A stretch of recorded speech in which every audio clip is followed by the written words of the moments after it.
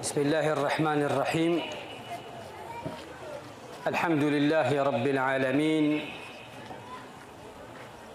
وصلى الله وسلم وبارك على سيدنا محمد صلى الله عليه وعلى آله وصحبه أجمعين. رب اشرح لي صدري ويسر لي أمري واحلل عقدة من لساني يفقه قولي. اللهم علمني ما جهلت وذكرني ما نسيت. اللهم إني أتبرأ من حولي وقوتي وألتجئ إلى حولك وقوتك. اللهم أعني ولا تعن علي، وانصرني ولا تنصر علي، واهدني ويسر الهدى لي. أما بعد، السلام عليكم ورحمة الله وبركاته.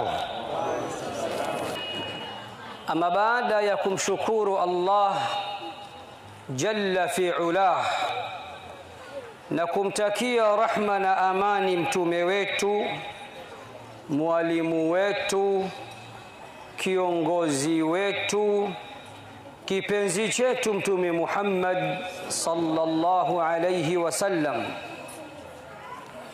Leo tarehe 28 mwezi huu wa 6 mwaka huu 2025, nina furaha isiyokuwa na kifani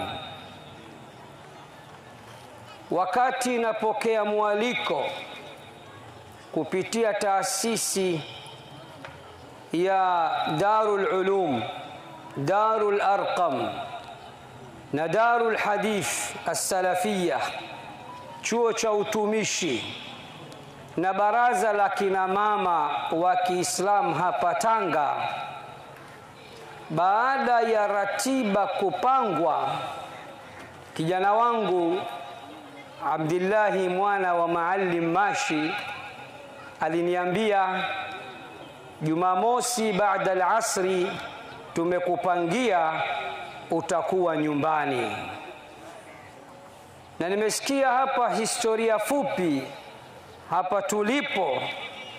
Msikiti huu ambao uko nyuma yangu, imamu mkuu alikuwa mzazi wa kijana wangu Abdillahi mwana wa Maalim Mashi. Namwomba Allah amrahamu Maalim Mashi na awarahamu maiti wa Kiislamu. Ndugu zangu, kutokana na muda, nitumie fursa hii walau kwa uchache nikwambieni ya kuwa ujumbe wangu unasema uharamu wa Waislamu kutozungumza zaidi ya siku 3. Na mafundisho niliyokuja nayo ni mafundisho sahihi kutoka ndani ya Qur'ani na sunna za Bwana Mtume Muhammad sallallahu alayhi wasallam. Magomvi baina ya Waislamu yamekithiri. Uhasama baina ya Waislamu umekithiri. Na hata uadui sasa baina ya Waislamu wao kwa wao umekuwa mkubwa maeneo mbalimbali, illa man rahim Allah, isipokuwa wale wachache ambao Allah amewarahamu. Na mtume wetu Muhammad sallallahu alayhi wasallam mwishoni mwa maisha yake alitamka maneno mazito sana. Alitoa statement zinazostahiki kuandikwa kwa wino wa nuru kabla ya wino wa dhahabu. Anasema, inna shaitana qad yaisa, na riwaya nyingine qad aisa. an ya'budahu almusalluna fi jazirati al-arab. Anatuambia shetani amekwisha kata tamaa ya kuwa katika visiwa hivi vya Kiarabu hapa Maka na Madina hatoabudiwa tena na nyinyi waswaliji. Bwana mkubwa Iblis amekwisha kata tamaa ya kuwa hawa ambao huko nyuma walikuwa wakiabudia masanamu, ambao wametumiwa Mtume Muhammad sallallahu alayhi wasallam kaja kuwatoa katika kiza na kuwaleta katika nuru, shetani amekwisha kata tamaa ya kuwa hawatomsujudia tena kama walivyokuwa wakimsujudia kabla ya ujio wa Bwana Mtume Muhammad. Lakini shetani kuna mlango mpya alioupata, kuna mlango mpya alioufungua, walakin fi tahrishi bainahum. Lakini shetani baada ya kukubali ya kuwa hawa siwezi kuwashawishi kwa namna yoyote waniabudie mimi Iblis, akaamua kuja na staili yake ya kuwagombanisha na kuwagonganisha vichwa. Na ndio maana leo utaona Waislamu jambo dogo tu wanagombana, wanakata udugu, hakuna tena kuzungumza, hakuna tena kusemeshana, wanakutana wanapishana. Kwa hapa Tanga nasikia lugha hii inaitwa shonde. Sasa sikiliza wazee wa shonde, sikilizeni maneno ya Mtume Muhammad sallallahu alayhi wasallam katika Sahihul Bukhari hadithi nambari 1677, na katika Sahihu Muslim hadithi nambari 2560 min hadithi Abi Ayyub الأنصاري رضي الله عنه أن رسول الله صلى الله عليه وسلم قال. Ebu sikilizeni mafundisho ya mtume wetu, sikilizeni maelekezo ya mtume wetu, sikilizeni mtume wetu anachotuambia Waislamu. La yahillu limuslimin an yahjura akhahu fawqa thalathin. Bwana mtume anasema si halali hata kidogo Muislam kumhama Muislamu mwenzake, kumfungia vioo Muislamu mwenzake, kutoongea na Muislamu mwenzake, kutosemeshana na Muislamu mwenzake, kuwa na shonde na Muislamu mwenzake zaidi ya siku 3. Mwisho wa magomvi ni siku 3 tu, ndugu zangu. Bwana Mtume sallallahu alayhi wasallam namna alivyokuwa ni mwalimu wa walimu, daktari wa madaktari, profesa wa maprofesa, imamu wa maimamu, bingwa wa mabingwa, anatupa picha halisi tangia miaka zaidi ya 1400 huko nyuma. Anasema yaltaqiyani, Waislamu wawili wanakutana njiani, fayuridu hadha wa yuridu hadha. Huyu anampuuza mwenzake na kumpa mgongo, na mwingine anampuuza mwenzake na kumpa mgongo. Hakuna wa kutoa salamu kwa Muislamu mwenzake. Kisha akasema wa khairuhuma man badaa bisalam, na hawa wagombanao wawili, mbora wao mbele ya Allah, mwenye kheri zaidi mbele ya Allah ni yupi? Ni yule ambaye pindi anapokutana na mwenzake ambaye kagombana naye anaanza kumtolea salamu. Hali leo ni tete ndugu zangu. Huko nyuma tulikuwa tukisema tabia za kununiana, tabia za kununa, tabia za kuzira, tabia za kususa, tabia za kutunisha mdomo, huko nyuma tulikuwa tunasema ni tabia za kina mama. Siku hizi kina baba hatujambo baba. Kina baba tunajua kususa, kina baba tunajua kununa, domo linatuna kama puto. Mwanaume hanunagi babu, mwanaume hasusagi babu, mwanaume hatunishi domo babu, mwanaume anakasirika. Sasa leo mpaka wanaume tunanuniana, tunaswali sala 5 tena msikiti mmoja, tena tunagongana katika lango kuu la nyumba ya Allah. Fayuridu hadha wa yuridu hadha, huyu anampuuza mwenzake na mwingine naye anampuuza mwenzake, hakuna wa kumsalimia mwenzake. Mafundisho ya huyu mtume tunayedai tunampenda na tunafata sunna zake tunaziweka pembeni, unampita mwenzako kama humjui. Na tuna kauli mbiu tunasema kwamba ukitia vioo na mimi natia tinted. Wanaume hao. Sasa sikiliza ndugu yangu, nini hukumu ya mtu ambaye haongei na Muislamu mwenzake, hasemeshani na Muislamu mwenzake, wakikutana kila mmoja ana za kwake na yuko kivyake?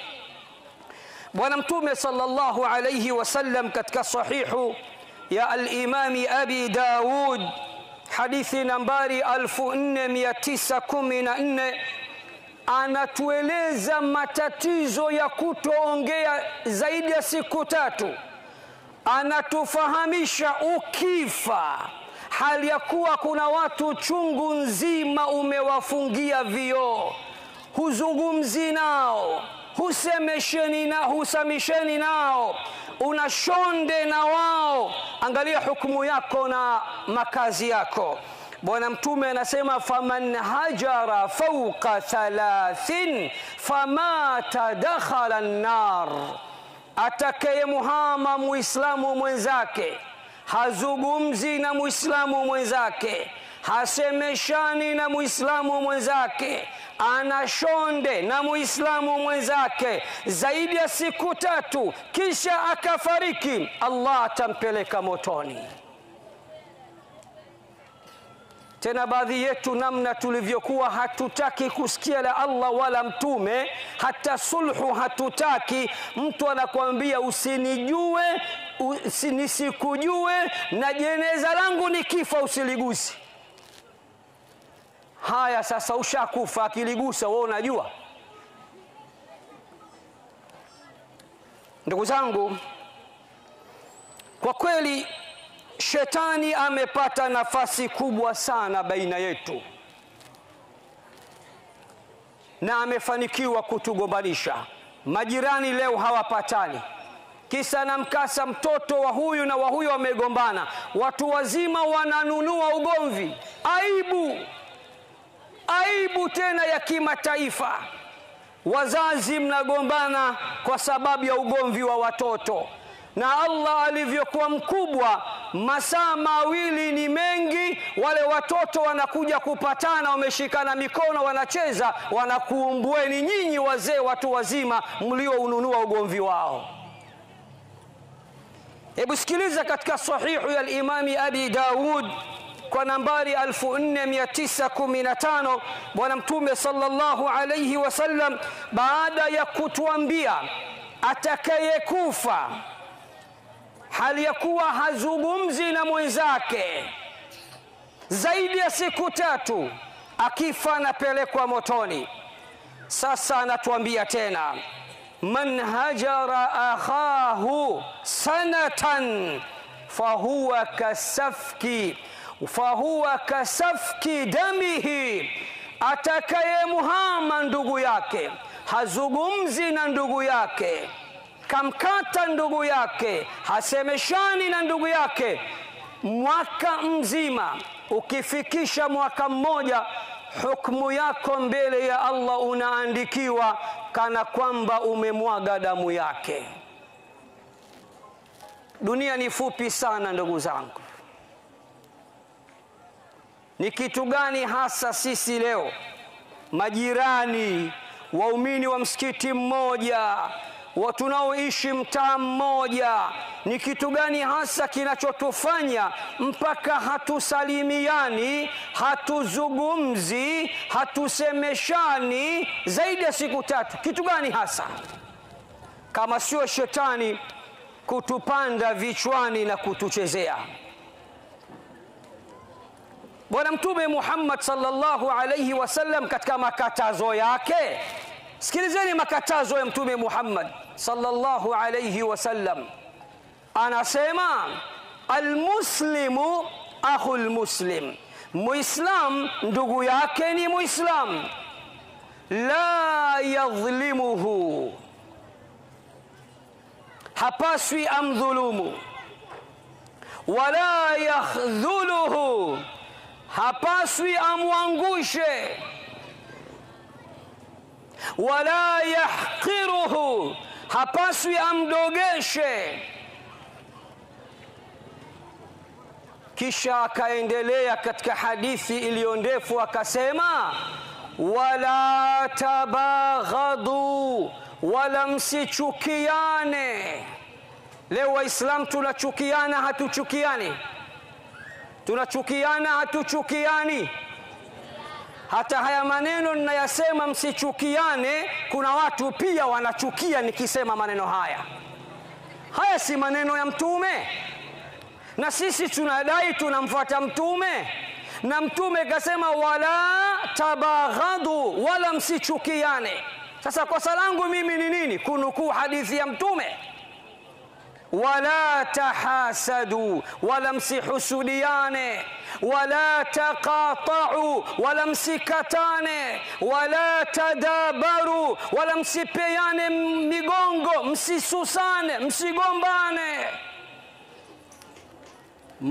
Mafundisho haya ya Bwana Mtume Muhammad sallallahu alayhi wasallama leo yako wapi kwa umma wa Muhammad ambao tunadai tunampenda na kumfuata Mtume Muhammad sallallahu alayhi wasallam?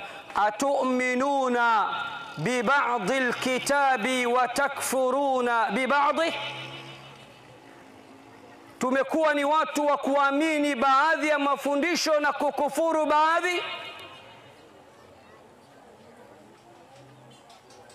Leo adui wa Muislamu ni Muislamu, mwenye chuki na Muislamu ni Muislamu, mwenye shonde na Muislamu ni Muislamu, hasidi wa Muislamu ni Muislamu, anayemtakia mabaya Muislamu ni Muislamu. Leo wenye roho ya kisokorokwinyo ni Waislamu, watu wa Mwamboni. Roho ya kisokorokwinyo mnaijua? Nyinyi mnajua roho ya shondo tusio, shonde tusio? Mnajua roho ya shonde peke yake? Hebu sema roho ya kisokorokwinyo.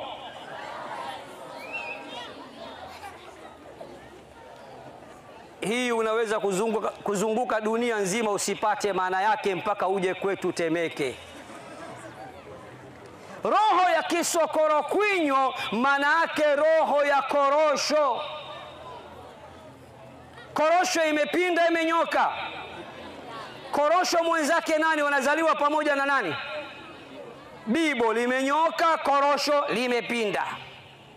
Korosho linaiva juu ya mti, limepinda. Linadondoka na bibo, limepinda. Likamate litie kwenye jiko, kwenye moto, limepinda. Unalitia mdomoni kulitafuna, limepinda. Linakwenda tumboni, limepinda. Korosho mpaka linaingia kaburini, limepinda. Na kuna Waislamu wana roho ya korosho. Tena sio roho ya kupinda tu, roho ya kunyongorota. Mnaijua dawa ya mbu ya zamani iliyonyongorota hivi nazunguka hivi? Kuna watu wana roho iliyonyongorota. Kwa taarifa yenu ndugu zangu, mwenye roho iliyonyongorota, roho ya korosho, roho ya kisokoro kwinywa, hawezi kuingia peponi. Msikilize Allah subhanahu wa ta'ala anavyosema ndani ya Qur'an ala lisani Ibrahim alayhi salam katika suratu Ash-Shu'ara. Anasemaje? wala tukhzini yawma yub'athun yawma la yanfa'u malun wala banun yawma la yanfa'u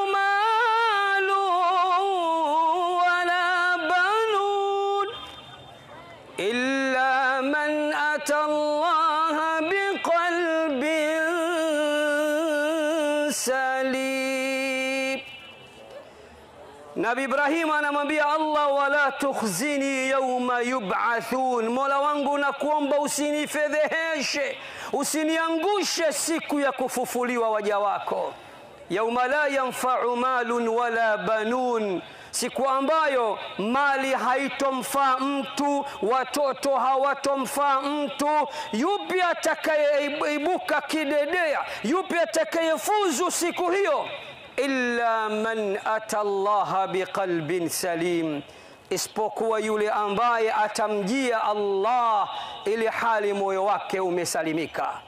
Walidhalika bwana mtume sallallahu alayhi wasallam alipoulizwa siku moja, ayun nasi afdalu ya Rasulullah, ni nani katika watu ni mbora? Ayun nasi afdal, ni nani katika watu ni bora? Akasema kullu mahmumil qalbi saduqil lisan, mtu bora kuliko wote ni yule ambaye mwenye moyo ulio mahmum na mkweli wa maneno. Masahaba wakasema saduqul lisani na'rifuhu ya Rasulullah, huyu mkweli wa maneno tunamjua, maana yake nini? Tunajua saduqu al-lisani, tunajua ni nani msema kweli. Fama mahmumul qalbi, mahmumul qalbi ni nani? Akasema huwa taqiyu an-naqiyu alladhi la ithma fihi wala baghya wala hasada. Mtu bora katika viumbe wa Allah ni yule ambaye ana moyo ulio mahmum. Moyo mahmum, bwana mtume anasema, ni moyo uliojaa ndani yake ucha Mungu. Mosi. Pili, moyo ulio msafi mtakatifu. Tatu, moyo usiojua madhambi. Nne, moyo usiojua dhulma. Tano, moyo usiojua vifundo. Sita, moyo usiojua hasad. Nataka nihitimishe na aya katika suratu Al-Mumtahina. Wakati Allah anawazungumzia masahaba al-Muhajirin, akaja akawazungumzia al-Ansar, aya iliyofuata akawazungumzia wale waliokuja baada ya masahaba. Msikilize Allah anasemaje: walladhina ja'u min ba'dihim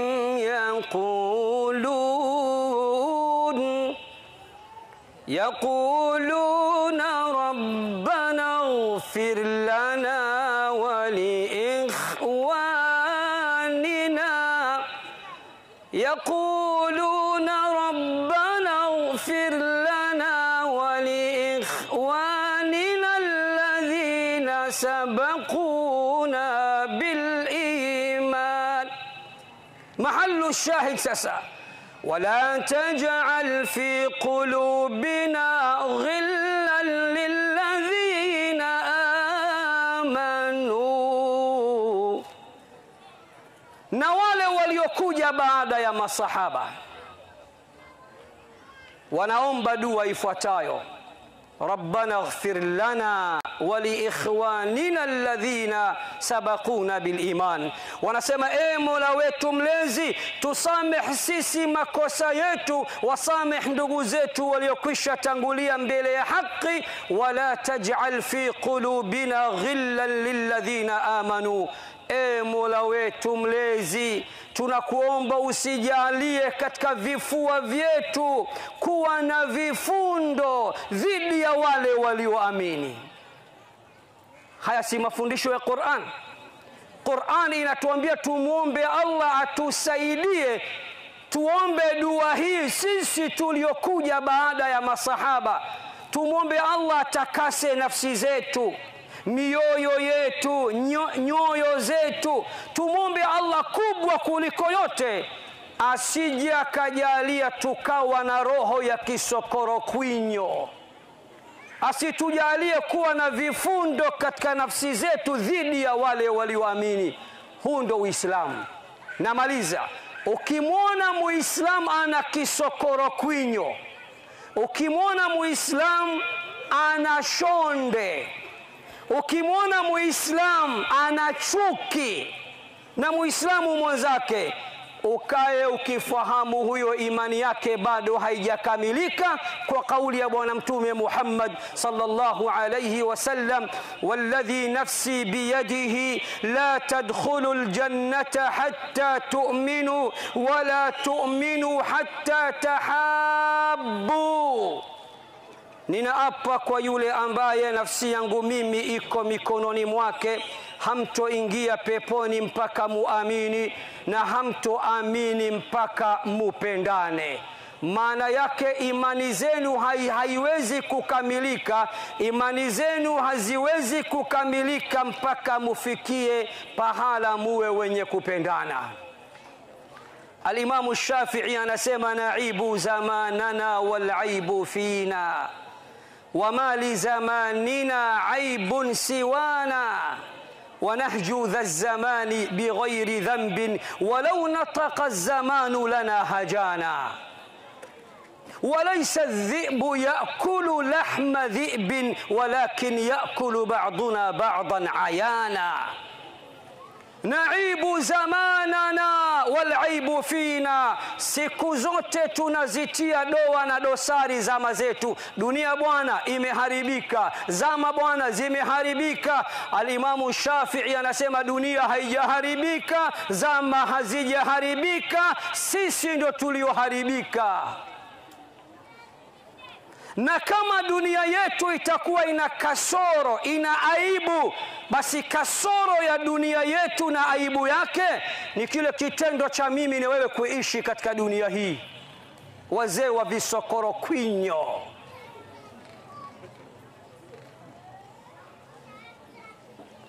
na lau Allah angejalia dunia ikaweza kutamka, ingetushambulia kweli kweli na kusema mimi sina tatizo, tatizo liko kwenu.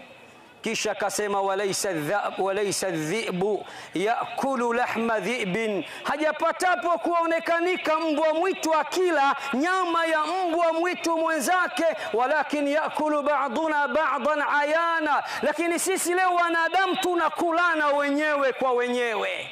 Mbwa mwitu ni mwiko kwake kula nyama ya mbwa mwitu mwenzake, lakini leo wanadamu wako tayari kula nyama za wanadamu wenzao.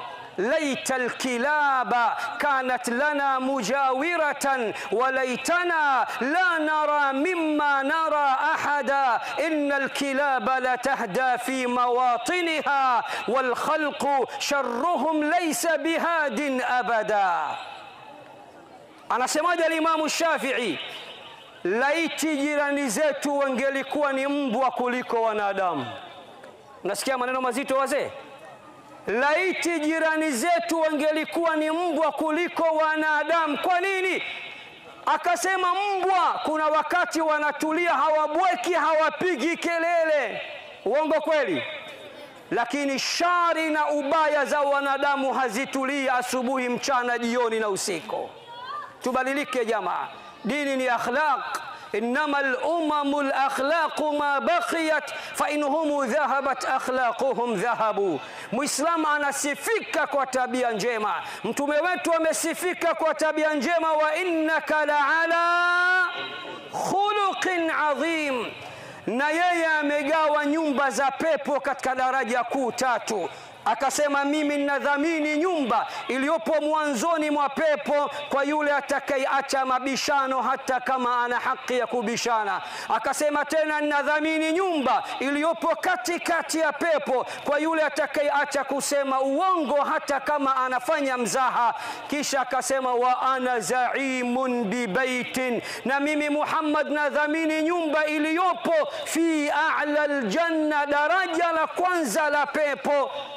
Tazameni, nyumba ya kwanza iliyopo mwanzoni mwa pepo, anasema namdhamini yule atakayeacha mabishano. Nyumba ya pili ipo katikati ya pepo, namdhamini yule atakayeacha kusema uongo hata kama anafanya mzaha. Nyumba ya tatu iliyopo daraja la kwanza la pepo, jirani na Mtume Muhammad. Wana wa Mwamboni wangapi wanatamani kuwa jirani na Mtume Muhammad siku ya kiyama? Mkono juu tuwaone. Wanaotamani wakae jirani na bwana mkubwa Mtume Muhammad sallallahu alaihi wasallam. Mimi ni mmoja wapo, na namuomba Rahman alladhi allama alquran, sisi sote na wazazi wetu na vizazi vyetu aturuzuku ujirani mwema na Mtume Muhammad. Anasema nyumba ya tatu, namdhamini liman hasuna khuluquhu, kwa yule atakayekuwa na tabia njema. Baada ya kusema hayo, niseme pale nilipopatia ni taufiki ya Rahman, pale nilipokosea au nikatereza au nikachapia ni mapungufu ya kibinadamu. Na isitoshe meza leo imesheheni mashekhe mbalimbali. Kuliani kwangu kuna mudir wa Ma'wa al-Islam, kuna naib mudir. Kushotoni kwangu yuko Sheikh Hamza Mansur kutoka Mwanza, yuko Sheikh Ali Kiroboto, yuko Sheikh Said Umar, yuko Sheikh Fumo, yuko Sheikh Mbwana, yuko Sheikh Al-Mubajjal na wengine wengi mashekhe ambao sikuwataja hapa. Wamejaa mashallah tabarakallah, na ni kazi kweli kweli kuongea. Na Sheikh Dr. Qahtani anajificha ficha sana yuko nyuma yangu pia. Unaweza ukazungumza mbele ya vigogo, kuna vingine vikao vimekupiga chenga, si mnajua lakini nawaambia wa in tajid aiban fasudda al-khalala fajalla man la aiba fihi wa ala. Kishki TV, nuru ya dini yako.